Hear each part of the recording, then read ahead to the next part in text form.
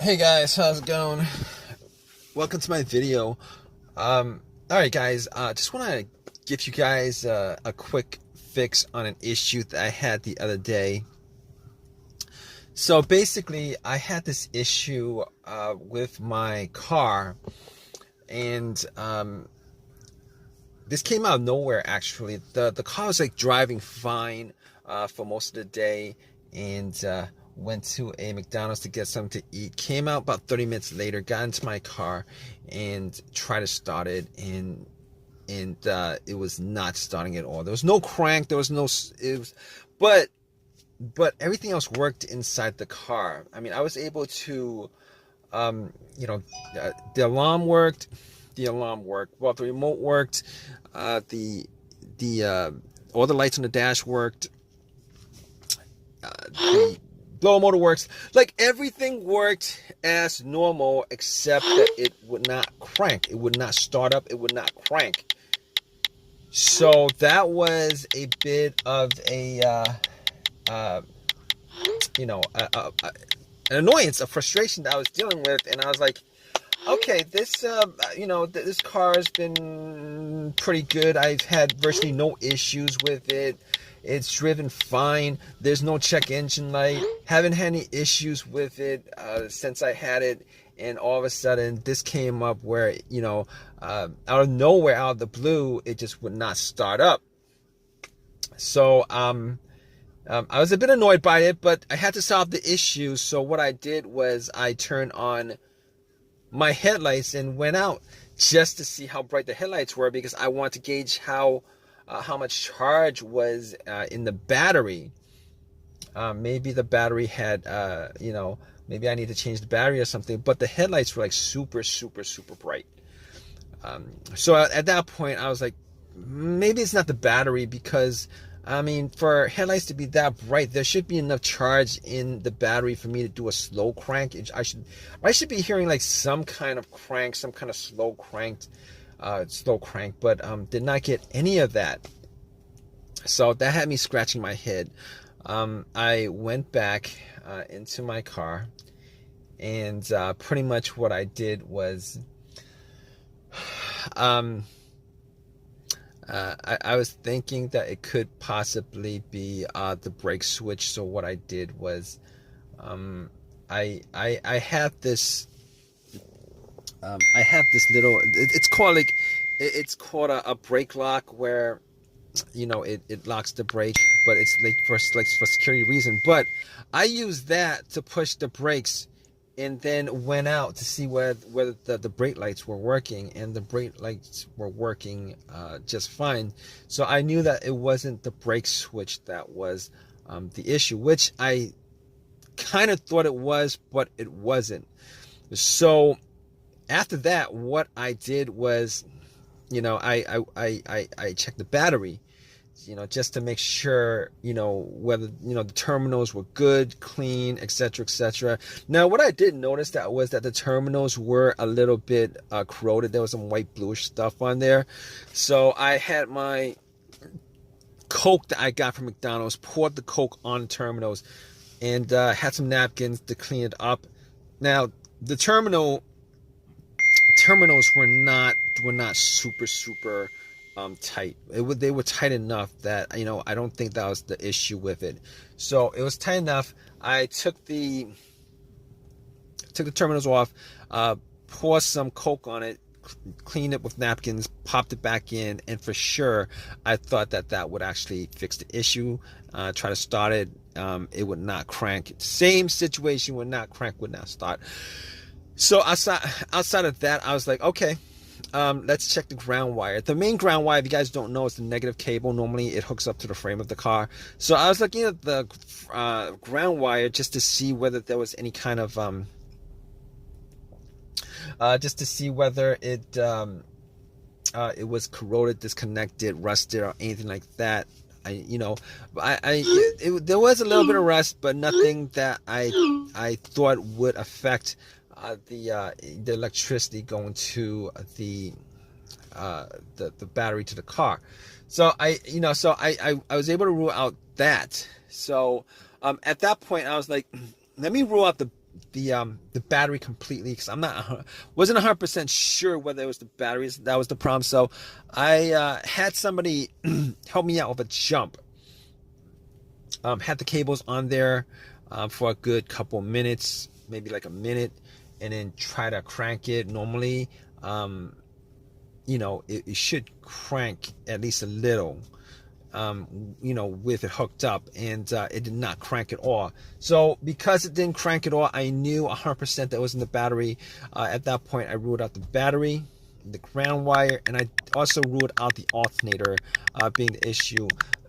Because normally, if the alternator wasn't charging the battery and the battery is completely dead, the test for the alternator is if you put wires to the terminals, it should jump the alternator and then have and then it should at least crank up. And once you take the cables off, the car would die. So at that point, I could rule out the alternator. I could rule out all those things at that point. So basically, what I did was I got back to my car and I'm like, I was still hoping that there was a really simple fix to the problem.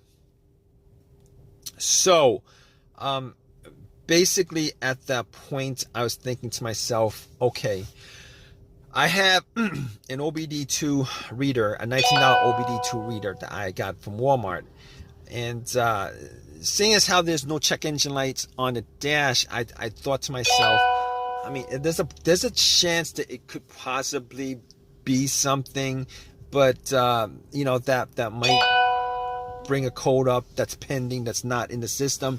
So what I did was I hooked the OBD2 up and made sure that it actually went through and scanned the whole entire ECU, which it did. It scanned the whole entire ECU. No codes popped up, no pending codes, nothing at all.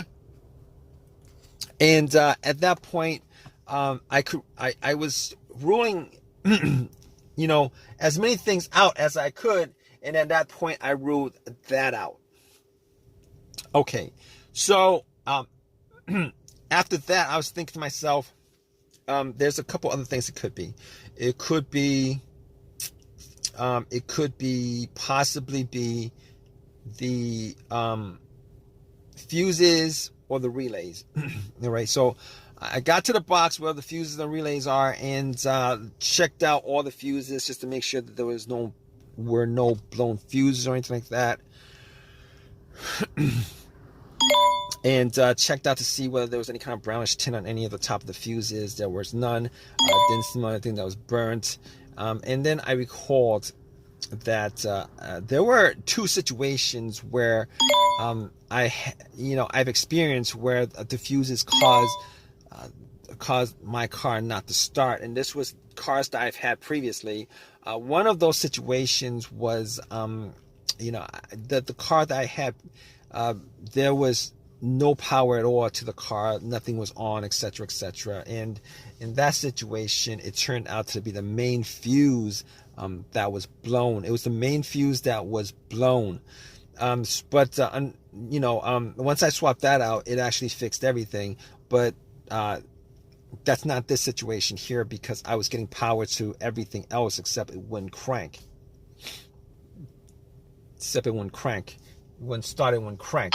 So that wasn't the situation. The other situation where where there was a fuse issue that caused no start was the car would crank but it wouldn't turn over. It would crank but it wouldn't turn over, and that fuse turned out to be either the CPU, the fuse to the CPU, or the fuse to the fuel pump. Now that unfortunately wasn't the quick fix for this car, because there's no cranking. This car is not cranking. It's not cranking at all. So that wasn't the problem. At that point, I was thinking to myself, all right, we've eliminated a lot of things. Let's go with the next most obvious thing, which is the relays. And I actually thought it may have been a relay that would be causing the issue. So basically what I did was I swapped out one of the relays for the other relay and try to start the car up. And unfortunately, it wasn't an easy fix because it didn't start up. It was the same situation. It would not crank, would not start. And at that point, I knew that it wasn't the relay that was the cause of this issue. So basically, at that point, I thought to myself, okay, it was probably a couple of things. Could be the key fob or the starter. Now, I didn't think it was the starter because I had the starter changed up about a year and a half ago.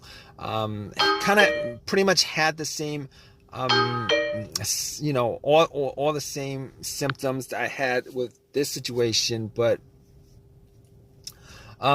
seeing as how the starter was a year and a half ago that was changed out, and probably put in maybe like 15,000 miles on the car. It wasn't the first thing that popped up, and it wasn't the second thing that popped up. It was, so I pretty much eliminated to the starter, had the car towed back to my house, and once I got there, I redid all the I pretty much redid all the went through everything, the fuses, the relays again, double checked the battery, charged it up overnight, etc., etc. None of that was the issue. So at that point, I thought it was, it was probably the starter. So I got to the starter and did a direct jolt to it, where I actually put the positive of the battery, got another wire, put a positive of the battery to the, and try to jump the starter, and the starter was completely dead, would not jump. At that point, I knew like 99% was the starter. Took it out, went to AutoZone, had them tested it, and it was definitely the starter that was the problem. And because the starter was warranted had a lifetime warranty on it, got another free starter, popped it in, and it worked. And it's been working ever since. So if you guys are stuck in this situation where you guys are looking for a fix for it, there's a good chance that probably one of the things that I went through in this video could possibly fix your situation. Hopefully it's not the starter where you're stranded until you get the starter changed up. Anyway, if this has helped you guys out anyway, please leave give me a positive feedback. Please subscribe. Please comment if you guys have any comment on this video. All right, guys, take care.